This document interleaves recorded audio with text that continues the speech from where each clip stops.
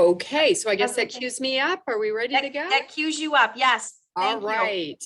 Well, thank you very much, Julie, for kicking us off, and appreciate the opportunity to get with folks. And it's lovely to see you, even if it can't be in person. I have to say, looking around the collective Zoom room, I do get to see a number of you in person as my husband and I are walking the dog through the community.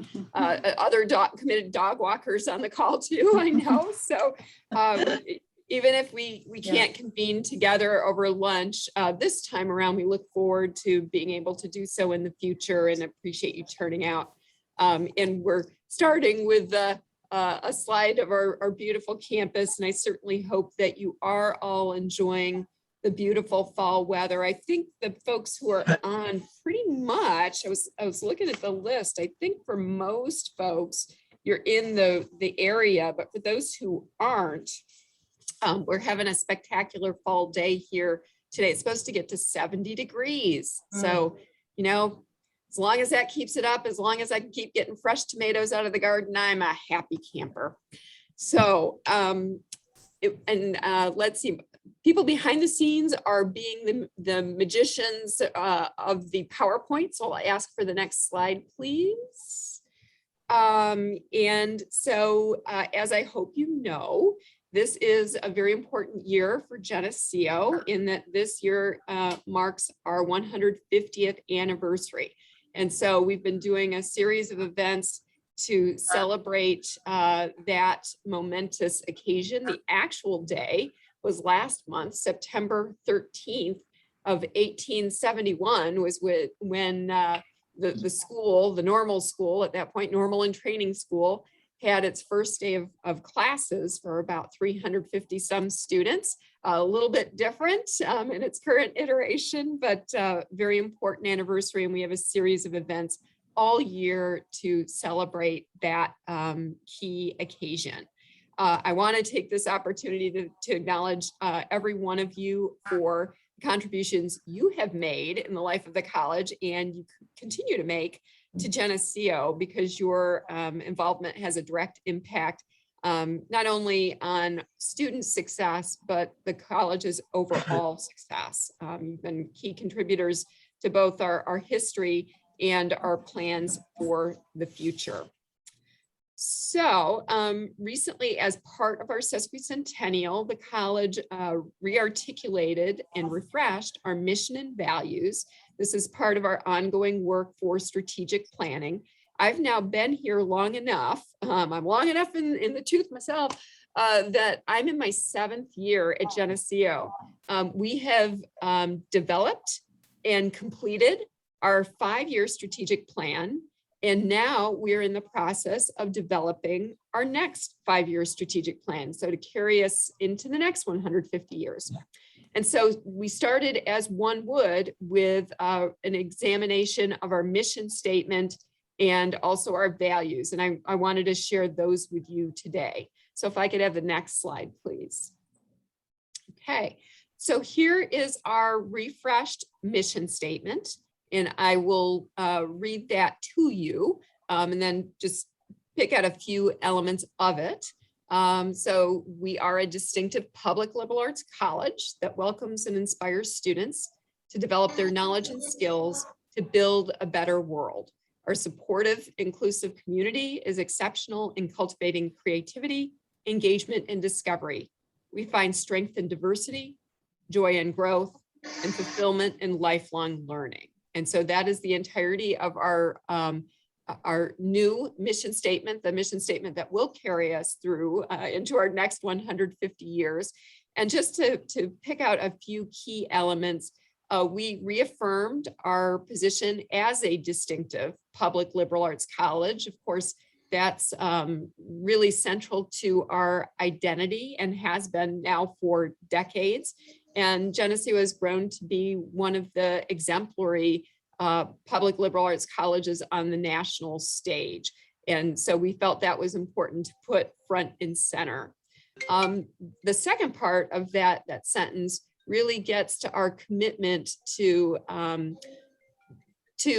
working with students and inspiring them so that they feel equipped to contribute to positive change. And so the way we described this was inspire students to develop their knowledge and skills to build a better world, because ultimately that's what we want to see at the end of the day, is that we're producing alums who are prepared and excited to go out into beyond the confines of Geneseo into the broader world and really work to improve our society, our globe.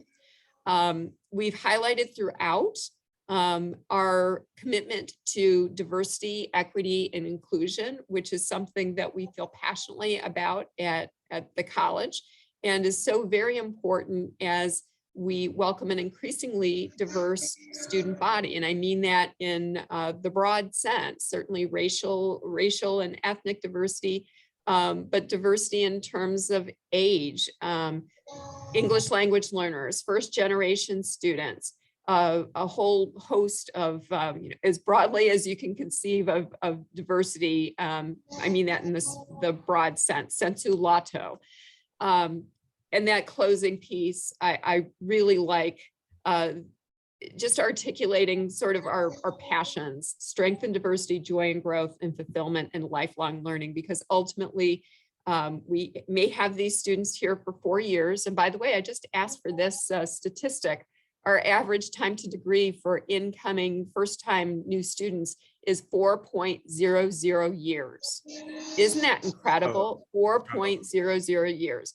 In a time when so many institutions are using 6-year graduation rates as the measuring stick, that students who come here can very much reasonably expect, and whoever's paying the bill, whether it's the students themselves or often their family members, can expect their students to get that degree at the end of a 4-year period is really remarkable and a hallmark of Geneseo. So if I could have that next slide, please. Our values. So we revisited our values. If you could just stay on that slide, and that is the last slide, please. If you were students of our prior articulation of our values, you will say, oh, those aren't changed a great deal. And that's true. But we have revisited a couple of these that I would point out. And so what I'm going to do is I'm going to walk through each of these and give you sort of the description that accompanies each of these values.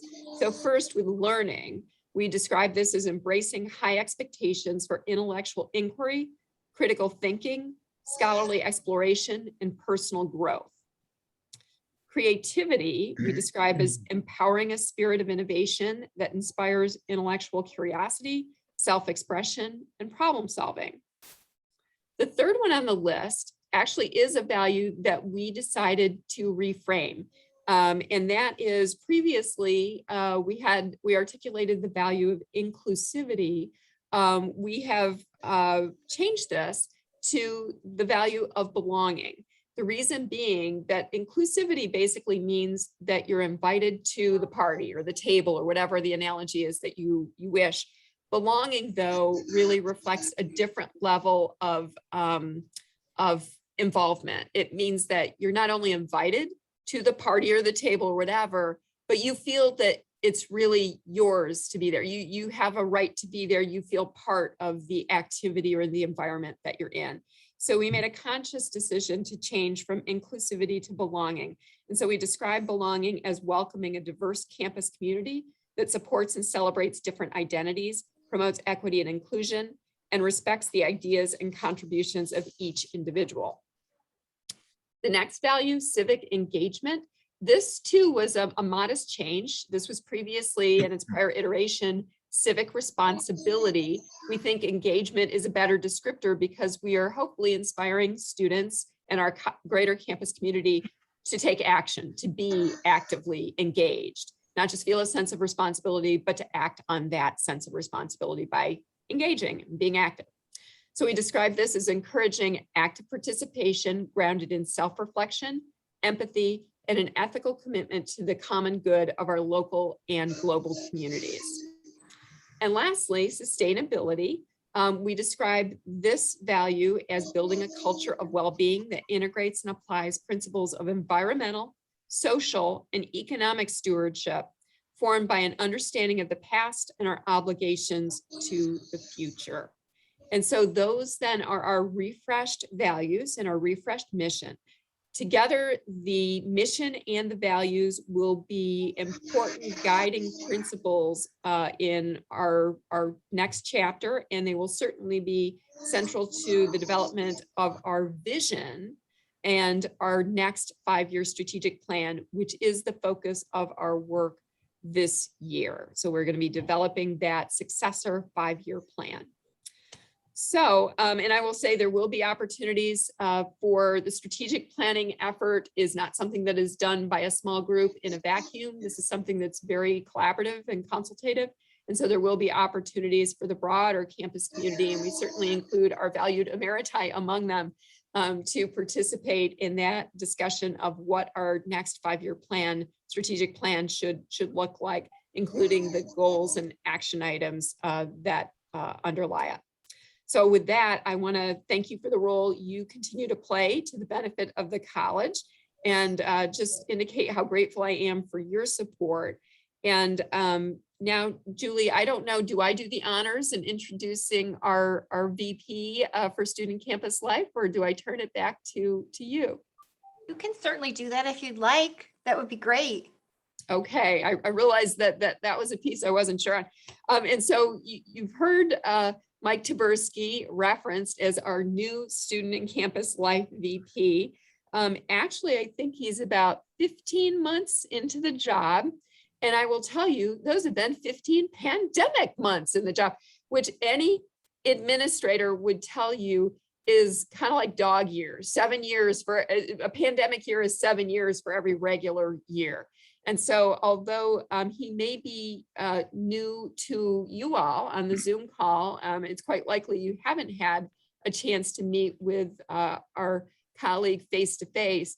He's certainly someone who is a core member of our team and has done wonderfully in his role. As you can imagine, in pandemic times, the life of a vice president for Student Campus Life is not an easy one. We're trying to bring students in, have them be successful here, have them be safe and well. And so Mike has done marvels in that regard. And so delighted to turn it over to my colleague to give you his perspectives as he is in his second year at Geneseo.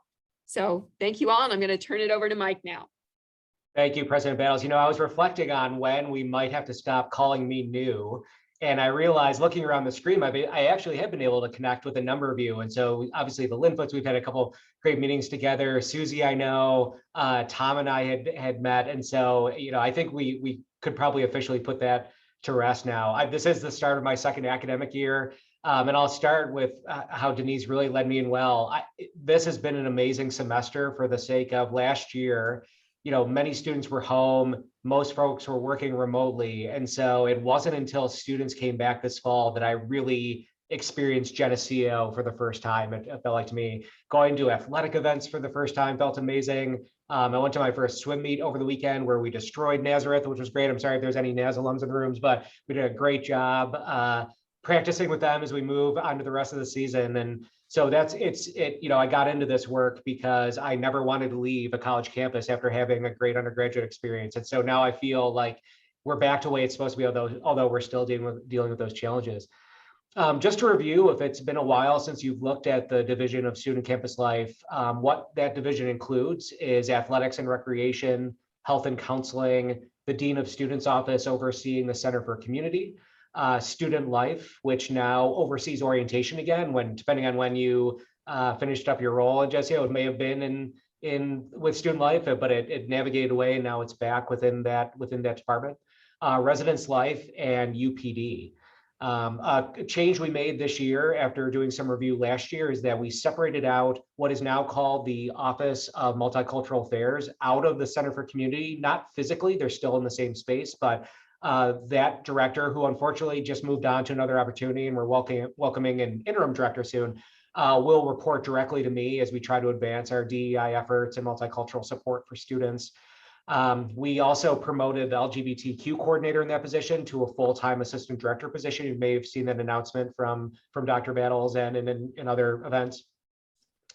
And the last change you may have noticed when I listed off those departments is that career development, which I believe is just on the cusp of announcing their new name change, which I don't want to butcher, so I'll let that announcement come out another way. We moved that over to academics because after doing program reviews and departmental reviews, I agreed that with the thought that we're at a place in time at Geneseo that department would benefit more from being in the academic division to be more closely connected with faculty and academic programs for the sake of supporting students and helping them on their career journey. I'll touch a little bit on COVID just so you can get a sense of where we are. We are mostly in person now. We are trying our best to do some balance of virtual programming, but most of it is back in person. And so students are really enjoying that, and we're certainly enjoying that as well. We're in a great place. I don't remember actually if the president just shared this, but at the end of the day with the COVID vaccine mandate, we ended up with a little over 97% of our students being fully vaccinated, but 100% of them being compliant, meaning they had a medical exemption or a religious exemption. And Geneseo was very fortunate that way, although I think it was also a result of our hard work, not just luck on what our students chose to do, but we had a number of institutions around the system who had to withdraw students. Some institutions, over 100 students having to be withdrawn for not complying with the vaccine mandate. So I'm happy that most of our students chose to get vaccinated and are helping us stay safe. The other thing that was interesting for us, I think I may have been in some meetings with some of you last year where I said, yeah, we're really gearing up for the fall when we go back to in-person, that our students going to try to make up for lost time, and will we see some challenging behavior such as more partying or trying to live it up? The high school seniors who have missed out on over a year of traditional school, and last year's first year students, now sophomores, missing out on a traditional experience.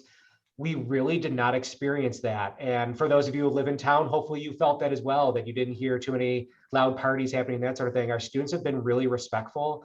And in talking to them about that, most of the main theme we hear back from our students are they saw how touch and go it could be with cases rising and that sort of thing. So they don't want to risk it. They'd rather be more productive and have more healthy behaviors because we've been drilling into everyone for the last 2 years about how healthy we need to be. They really are buying in the idea of let's be healthy and we can still have fun. Now, it's not to say there's not still some partying happening and some challenging behavior we're dealing with, but not on the scale that we feared. And of course, we prepared for it. We wanted to make sure we came back strong with programming, which we did. And students are really engaging with us in those programs. The only challenge we're seeing is for those new students coming in, they didn't get the greatest orientation as they left their high school about how to handle the transition from the high school end. And it was a challenge for us to reincorporate orientation in a virtual format and then in a person format in August to pick up the baton in that way. And so we're working with students. We're going to begin to work with students a little bit harder than we traditionally need to get them involved in more clubs and organizations. Like they're going to events, but they're a little hesitant to commit to more long-term things like being a part of a club organization. And so that's something we're going to be focusing on this semester and beyond to make sure they know that's a pivotal part of their growth and development and being involved in the community. Similar to what Denise shared about the whole college, we are taking this opportunity as me being a new vice president and some other transitions around the division to really take a look at everything we do, starting with our divisional mission, vision, and outcomes.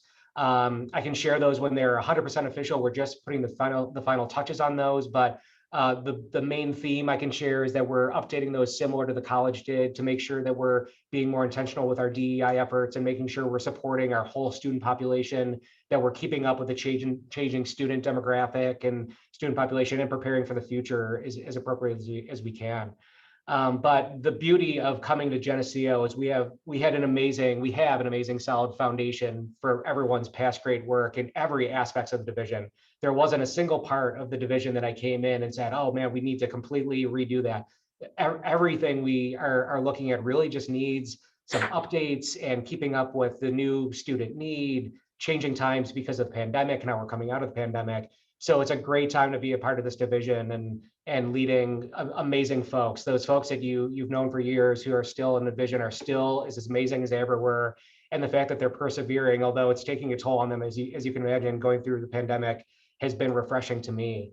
The last thing I'll share, just so you get a whole picture of what we're dealing with, is the other thing we have been dealing with for years, and it's only gotten more serious through the pandemic, is student mental health challenges continue to be on the rise, especially with students coming back and everything from reorienting themselves to being independent, to those who had never been independent. Now they're trying to find their way again. And those who, the pandemic maybe just amplified the issues they were already facing. And of course, with the population of 18 to 22-ish year olds, we know this is just a time where mental health concerns start coming out for the first time, or maybe start being identified for the first time. But that's really kicked into high gear. And having a meeting in Albany on Monday with my SUNY counterparts, everyone is experiencing this. The whole country is experiencing this, actually probably the whole world when it comes to student population.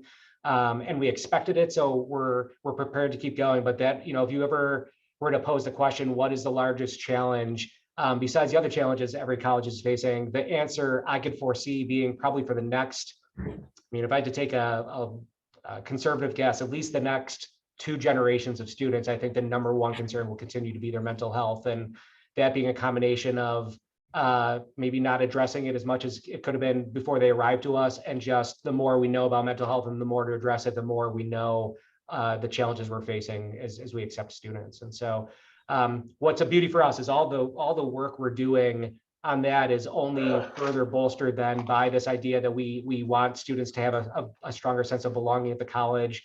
We had a great conversation this week and last week about how we need to retrain students about the understanding of college is meant to be a time in their life where they feel a little bit lost.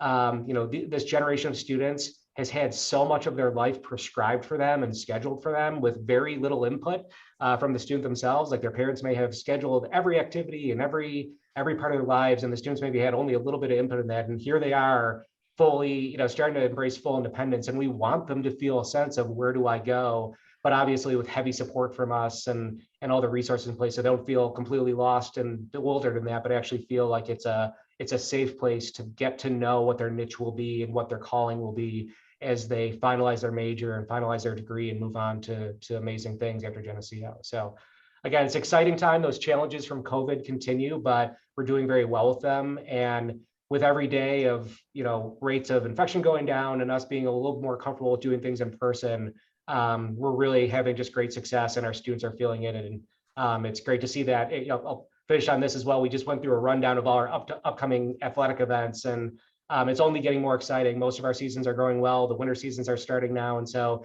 if you are nearby, I definitely invite you to come to those events and cheer on the Knights, because we're doing well. And we had some great successes right before the pandemic, and season stopped, and we're happy just to keep going with that with some strong teams as we continue here. So I'll stop there. And I know we want to retain as much time for questions and conversations. So let me know if there's anything I didn't cover that you want to hear a little bit more about. Well, hello, everyone. I'm Rose Anderson Linfoot. I'm Emeritus from Assistant Vice President from Advancement.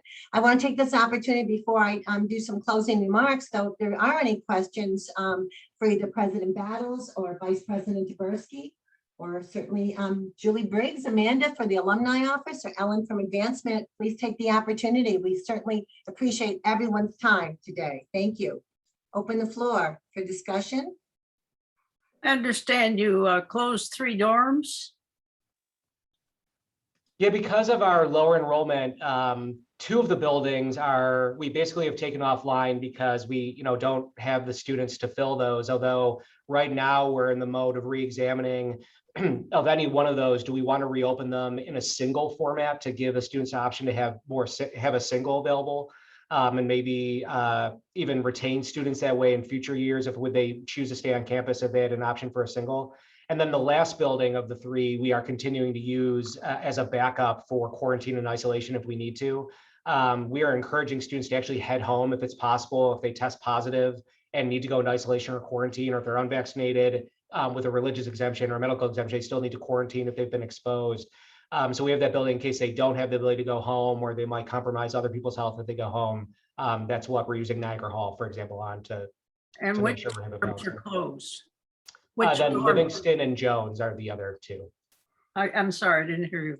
Livingston and Jones halls are the other two that are offline right now. Thank you. Any other questions or comments from the floor? Yeah, I want to know if those hockey seats are going to be in time. I just paid for mine. Not all of them. I want and- something to sit on. Yeah, you will. We will have a good part of the arena open. So essentially, it's going to be a half and half sort of project. And so not only will we have a great show to watch on the ice, but we'll be able to see the progression across the ice as well as we put in the new seats on one side and then go sit on the new seats, hopefully for the second half or later in the season, and watch the half we were sitting on at the beginning be completed. And so I'm going to knock on wood as I say this, being superstitious. By the end, we're hoping that the whole project will be done. So when we get to postseason play and hopefully a championship, that would be amazing if we hosted, conference-wise at least, that we'll be sitting on our brand new seats. And I'm sure you've seen the drawings. It just looks incredible. So I can't wait to see it completely finished. Thank you. Any other questions or comments? I have a question. Can you hear me? Yes. Oh, good. You're good.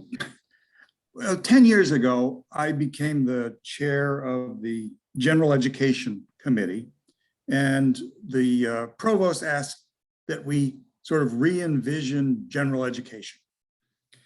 And so I spent about 5 years with the group working on what we call GLOBE, the learning outcomes for the entire education.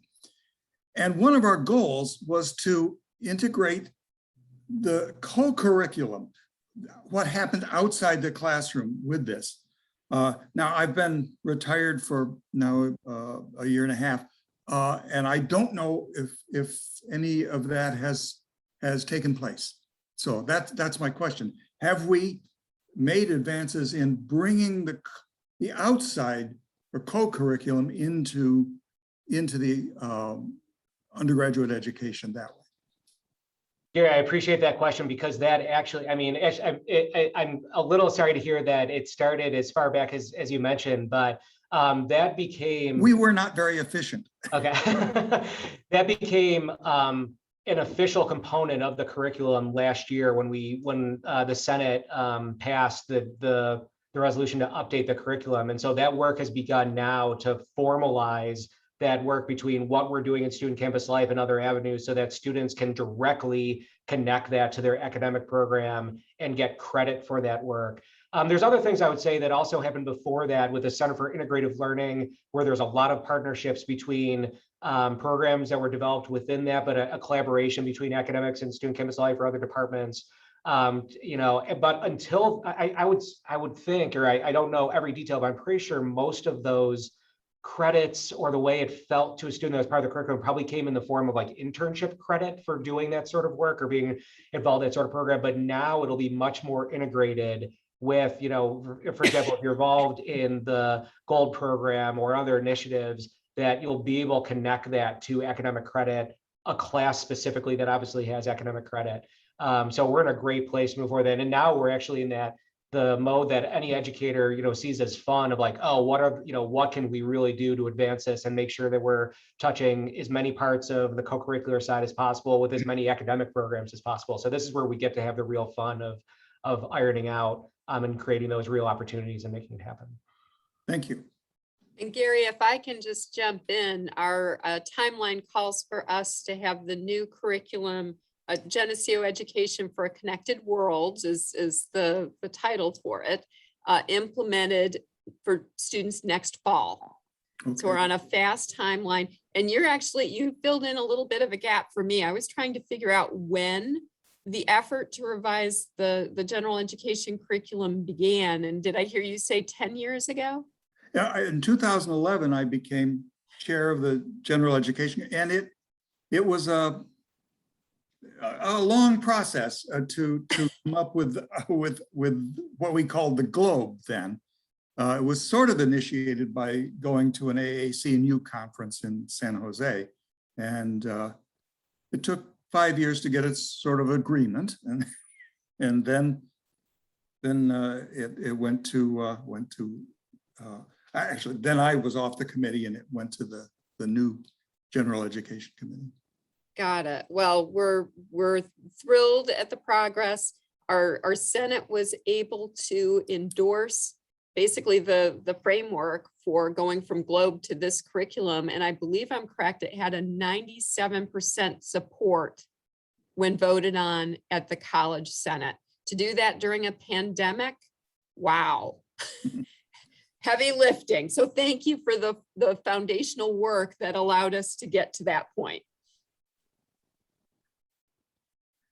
Olympia has a question. It's not so much a question as an area that I see as being potentially important to what Mike does.